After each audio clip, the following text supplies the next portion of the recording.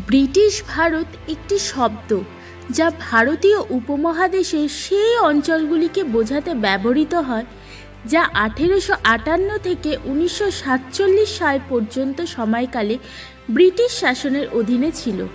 বর্তমানে ভারত, বাংলাদেশ ও পাকিস্তান রাষ্ট্রে বিভক্ত ব্রিটিশ সাম্রাজ্যের এই অংশের মধ্যে অন্তর্গত ছিল প্রত্যক্ষভাবে ব্রিটিশ শাসিত প্রদেশ ও ব্রিটিশ সার্বভৌমত্বের অধীনে আদিবাসী শাসকদের দ্বারা শাসিত অঞ্চলগুলি, যেগুলোকে করদ রাজ্য বলা হতো। 1876 সালে সমগ্র অঞ্চলকে সরাসরিভাবে ভারতীয় সাম্রাজ্য নামে অভিহিত করা হয় এবং এই নামেই পাসপোর্ট ইস্যু করা হতে থাকে।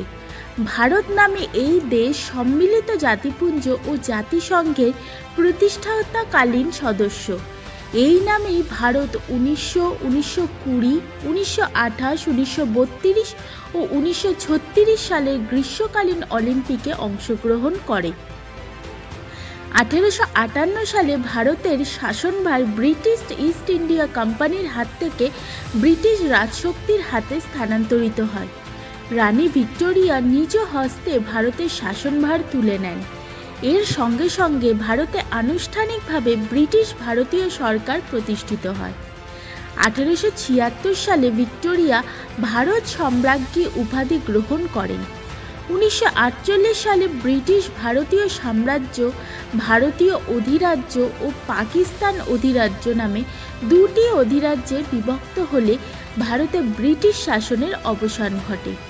1937 সালে ব্রহ্মদেশকে, বর্তমানে যাকে আমরা মায়ানমার বলে থাকি, ভারত থেকে বিচ্ছিন্ন করা হয়। 1948 সালে এই দেশ স্বাধীনতা অর্জন করে। বেশিরভাগ লোক বিশ্বাস করে যে আমরা অর্থনৈতিকভাবে খুব শক্তিশালী হতাম যদি আমরা ব্রিটিশদের সাথে বাণিজ্য করতে রাজি না হতাম। ঘটনাটি হলো যে ব্রিটিশরা ভারতে বেকারত্ব, দুর্ভিক্ষ এবং অন্যান্য নৃশংসতা চালায়, কিন্তু একটি মুদ্রার দুই ধারের মতো প্রতিটি আলোচনায় সবসময় শক্তিশালী দুটি দৃষ্টিভঙ্গি থাকে। যদিও ব্রিটিশরা ভারতের সারাংশকে ধ্বংস করেছিল, এটি নতুন সংস্কার, প্রযুক্তি এবং আধুনিকরণের মাধ্যমে নতুন উচ্চতা অর্জনের জন্য ভারতকে যথেষ্ট শক্তিশালী করে তুলেছিল। এটি ছিল একটি নতুন এবং বলিষ্ঠ জাতির ভিত্তি। ব্রিটিশরা আসার আগে ভারতীয় জাতীয়তার কোনো ধারণা ছিল না এবং ভারত অনেক রাজাদের দ্বারা বিভক্ত ছিল। কারো কারো বিশাল সাম্রাজ্য ছিল যখন কেউ শুধুমাত্র একটি শহর শাসন করেছিল, কিন্তু মানুষ শান্তিতে বসবাস করছিল। মুসলমানরা দীর্ঘকাল ভারত শাসন করেছে এবং তাদের শাসনামলে ভারত উন্নতিও লাভ করেছিল, এবং মুঘল পরিবার যখন শাসন করতে এসেছিল তখন আরও বেশি উন্নতি লাভ করেছিল।